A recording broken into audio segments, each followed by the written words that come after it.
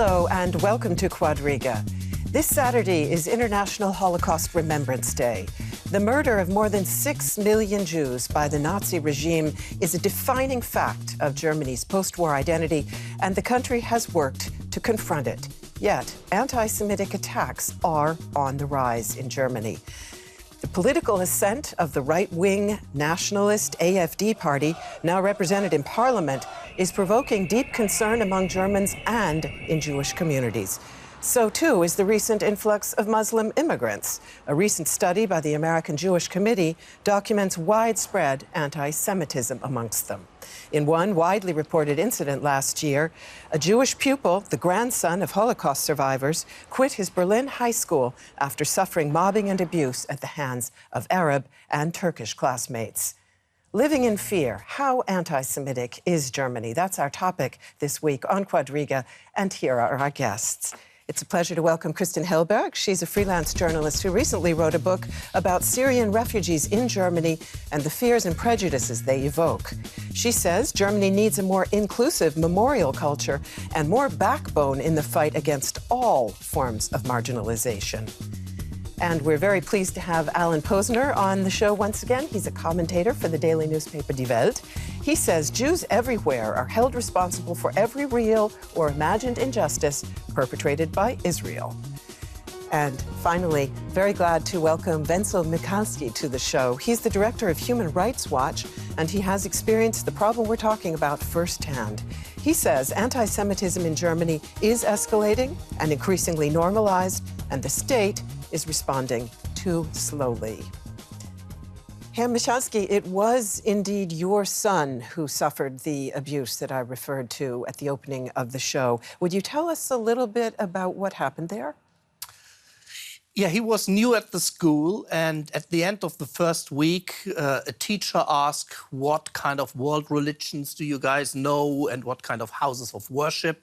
So the student said church and mosque, and then it was my son's turn, and he said synagogue.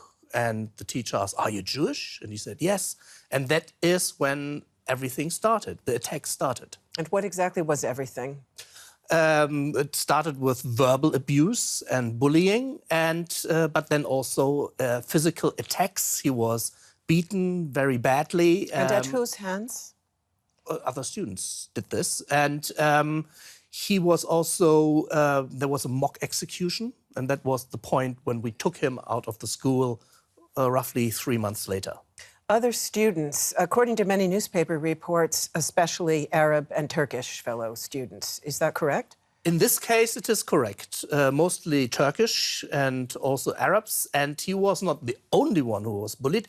Kurdish, black, gay students and girls were also badly abused. And the school did nothing.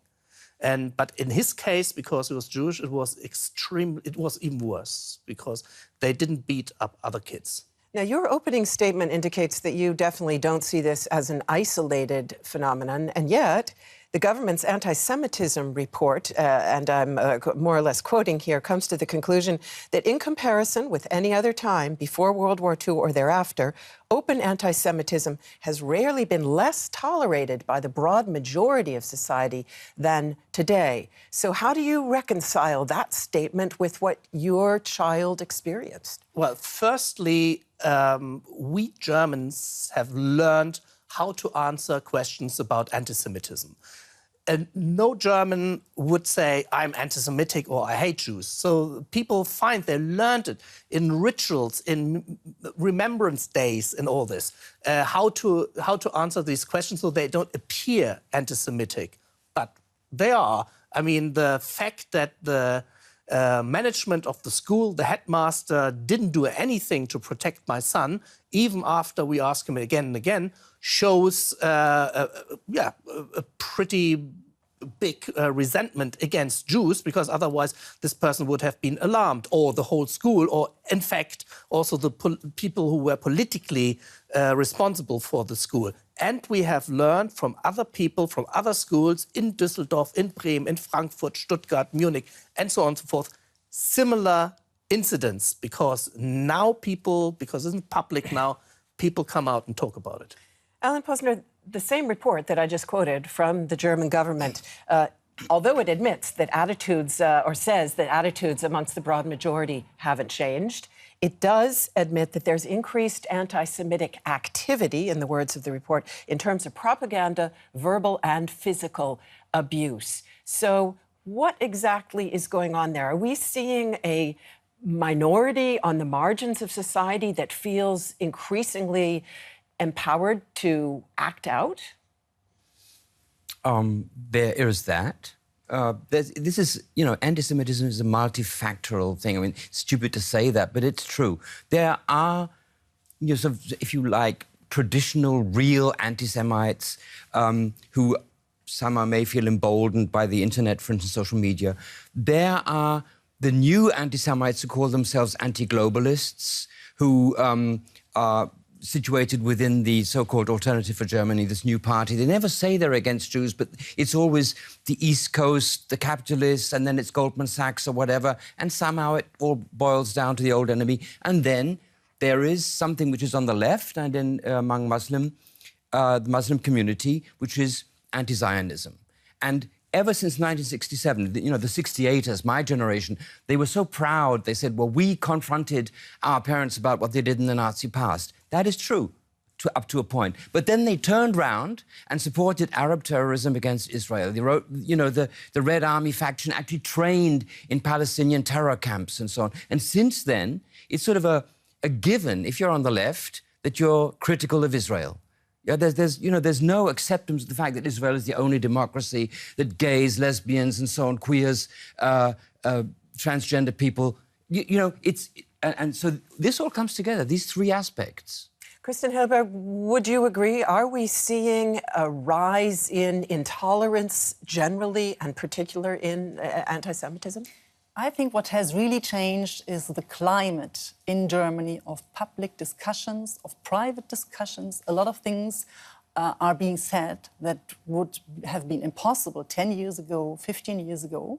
And this doesn't go only for anti-Jewish resentments, but it goes for anything that is considered different, that is considered alien to Germans somehow.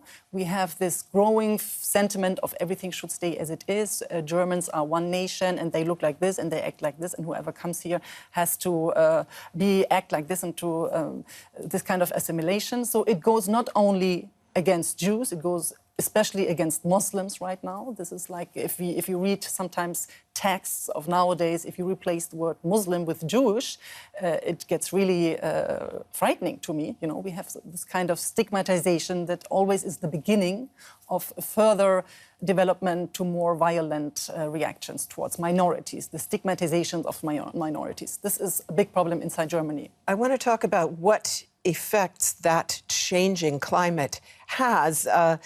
And we have a short film about that. In recent years, Berlin has actually seen something of a rebirth of Jewish life. But could this increasingly be perceived as a less than welcoming place? We can listen now to the voices of Wenzel Michalski's children, interviewed for a film called Because You're a Jew that we're showing on DW. I always felt it was better not to say I'm Jewish. Really? I don't see it that way. Yeah, I hardly told anyone. Not at university either. I don't keep quiet about it. To me, that would feel like it's something I should be ashamed about, even if that's not how it is for you. As if it were a secret. Oh, I'm Jewish.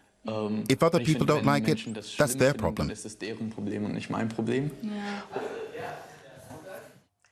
Has the mobbing experience that your son went through changed the children's attitude? And if you look toward the young Israelis who, in the past years, have been coming to Berlin with great alacrity, would you say to those thinking about coming, better stay away? No, I wouldn't say better stay away, but I would say brace yourself, be aware to what kind of city and what kind of country you're coming to, and look really carefully in which area you want to live. But I think most Israelis who are coming to Germany are aware of these things. I can't imagine anybody, I mean, from all countries in the world that when I want to resettle to Germany, that they haven't thought about that. But of course, and your own kids, have their attitudes changed? I don't think their attitudes have changed because they were always aware of this.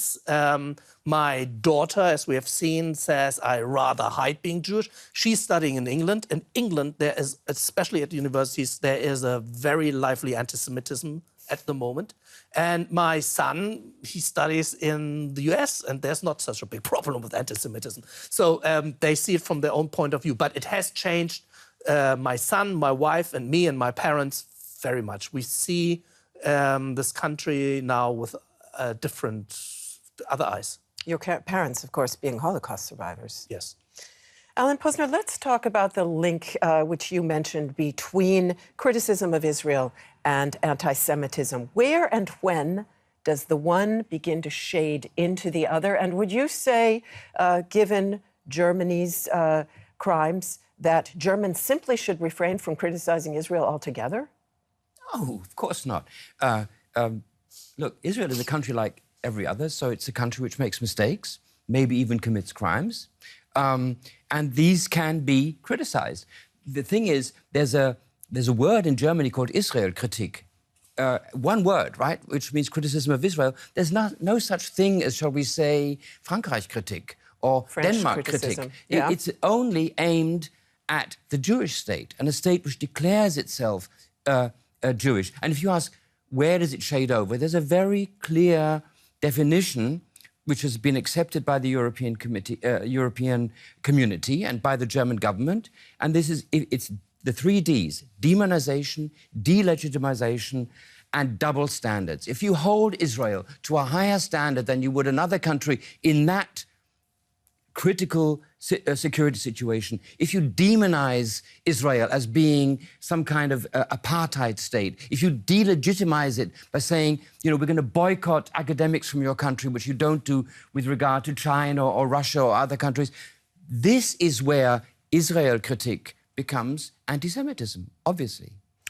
Criticism of Israel was much in evidence at a demonstration in December that was amongst the incidents fueling fear of a rise in anti-Semitism in Germany. Let's take a look.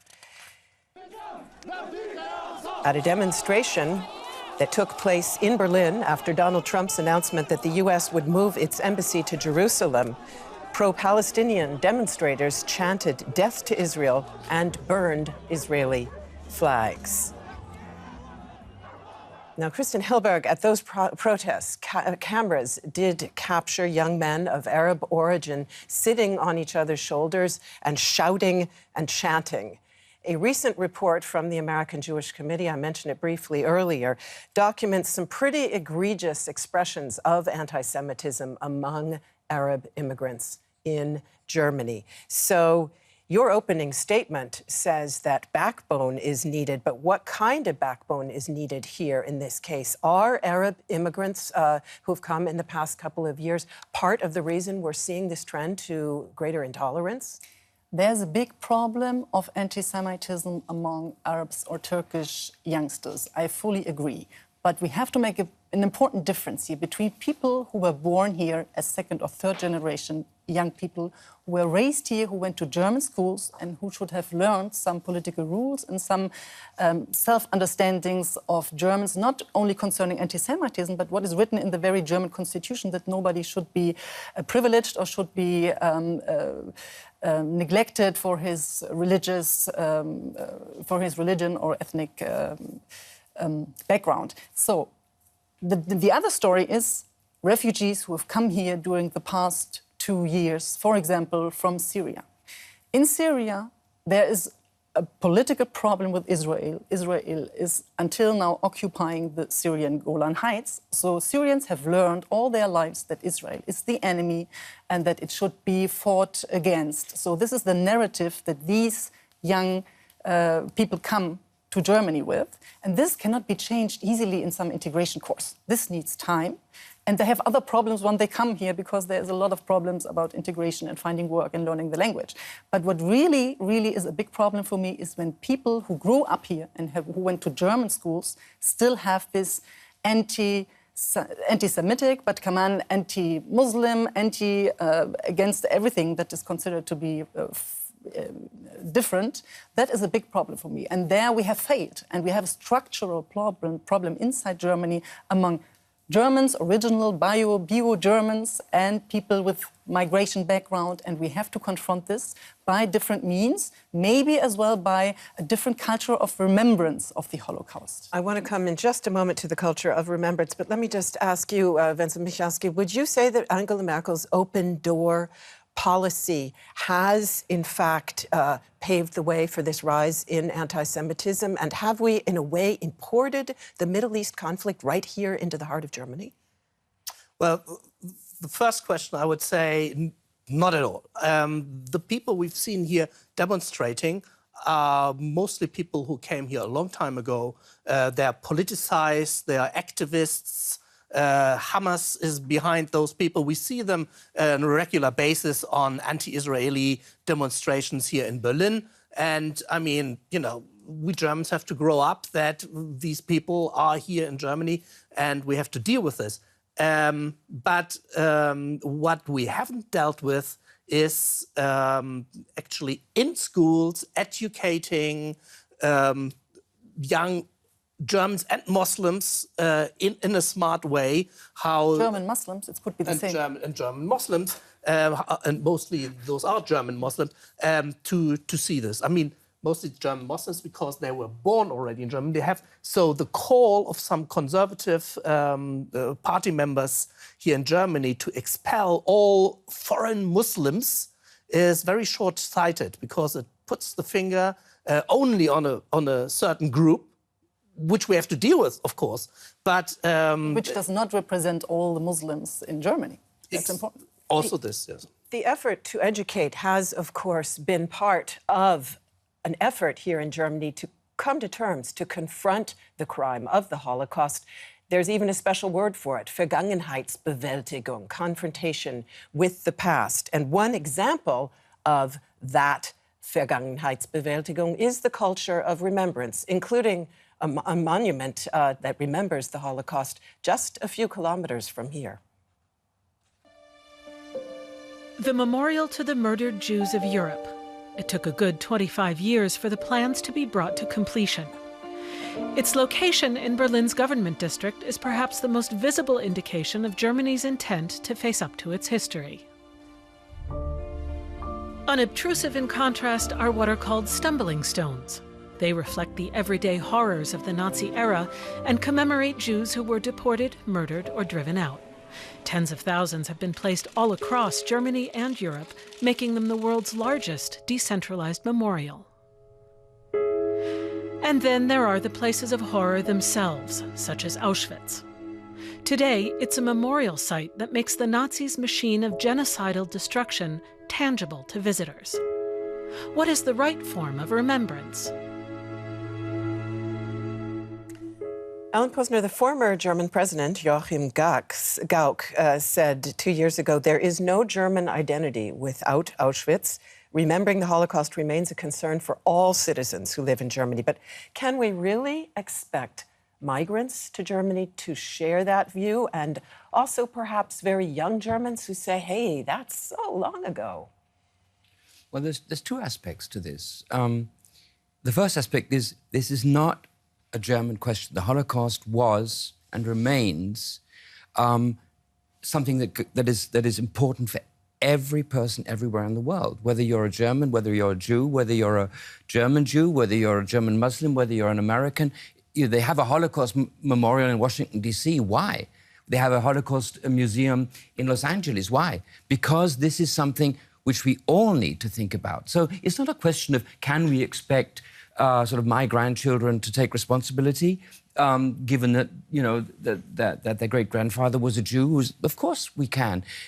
Can we expect young Muslims? Of course we can, because every human being needs to understand that this kind, you know, this crime is something that must not happen again, which leads us again to Israel. If you're talking about Israel has no right to exist, you're talking about denying 6 million people the right to exist, which is precisely what the Holocaust was about. We need to make this connection. That's the second problem, because people talk about the Holocaust as if, yeah, well, it must never happen again. It's not going to happen again like that. It's going to happen with an Iranian missile on Tel Aviv. It's going to happen with Jews being, with their synagogues being burned by Arabs here in Germany. It's going to happen in a different way, and we need to make that connection. But we have to disconnect it a little bit from this criticizing Israel. I know you are saying it is possible and it is necessary to criticize. We can't disconnect the it. politics it's the Jewish of state. Israel. Yes, it's where the Jews went because the Germans threw them out if they didn't kill them. So this is part of Holocaust remembrance, is supporting Israel. There's no way you can... No, but then it's very difficult for people, for example, who come from Syria and who perceive Israel as an enemy. And if you talk about Palestinians who are being occupied and who are being taken their rights from by this very state of Israel, to criticize this. This must be possible by any... And it's not so easy to say, you know, that anti-Israel or Israel critique is equal to anti-Semitism, is equal to anti-Zionism. You know, for me, we have to... By mixing up these things, this makes it more difficult to fight anti-Semitism. Honestly, I'm perfectly sympathetic with a Palestinian who says, I lost my grandparents lost their home and so on, and I can't be expected to like Israel. But when he says we're going to go back one day and this is going to be part of Palestine with the flag, and the Jews, Yehudi, as they say, are going to be gone, then I say... May I just... Really sorry. They say it all the time. May I not listening. interrupt here, because I would like to come back to the culture of remembrance and ask you, Kristin Helberg, after those December protests that we saw the pictures of, there were calls from a number of people for there to be mandatory visits to remembrance sites, such as concentration camps, for those young Muslims in Germany. You said we have a problem, particularly with young Muslim men, including young Muslim men who have been here for quite some time. Would that be a good idea? Would that make a difference? Anything mandatory with teenagers will not work.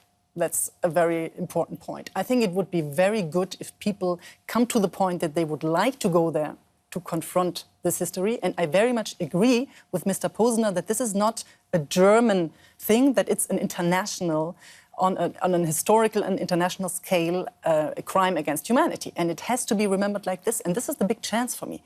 If we consider this part of German identity, then we have to make it more inclusive for whoever lives in Germany nowadays. Germany has changed. Germany is an immigration country. It's supposed to be an integration country. So we have to talk in schools in a different way about the Holocaust. It shouldn't be just a chapter in the history class, but it should be connected with what happened in the Middle East after this, what at that time was going on there, how did people or regimes position themselves to this? What was the outcome of this Holocaust in Europe concerning Palestinians and their being, Vertriebene and being pushed out of, expelled from their country? So by connecting this with other countries, make it more international, the way of talking about it, we keep it as one important pillar for German identity. Wenzel, Michalski, what do you think needs to happen? The former head of the Central Council of Jews in Germany has called for the federal government to create a new authority that would monitor and defend against the rise of anti-Semitism. As we've said, there have been calls for mandatory visits to concentration camps. What steps do you think need to be taken now, here in Germany? I think the fact that we will have a special envoy, a special rapporteur on anti-Semitism is a good step in the right direction. The other subject, I must say that we are very good in Germany in remembering and in creating memorials. We are world champions, but the danger is that we have hidden our present-day anti-Semitism that's still there under those memorials. We have to deal much more with present-day anti-Semitism and the anti-Semitism of those people who regard themselves as anti-Semitics and or anti-racists, because that is sometimes just a label, and under the surface it's still boiling. So how would you want to do that? What do you do, for example, with the school director who clearly didn't get what was going on in his school? Yeah, I think there has to be accountability. This guy is still the director of the school. And what can happen to him? The worst can happen that he is transferred to another school. Then other people have to deal with him. No, there has to be accountability. And the schools and the teachers, they have to be prepared and trained to deal with these problems. And they are not at the moment, and they just put their hand in the sand and that's it. Let me briefly come back to our title and ask all of you in one word. If you look at the rest of Europe, the rest of the world, how anti-Semitic is Germany? It's sort of middling. I think it's not more anti-Semitic than the rest of the world, but bad enough. I think that's actually not the question. The question is, how is Germany dealing with the existing anti-Semitism right now? Doesn't matter by whom. And not well enough, according to you. Thank you very much to all three of you for being with us today. And thanks to all of you for tuning in. Please do watch the film Because You're a Jew that we are showing in DW. Thanks so much.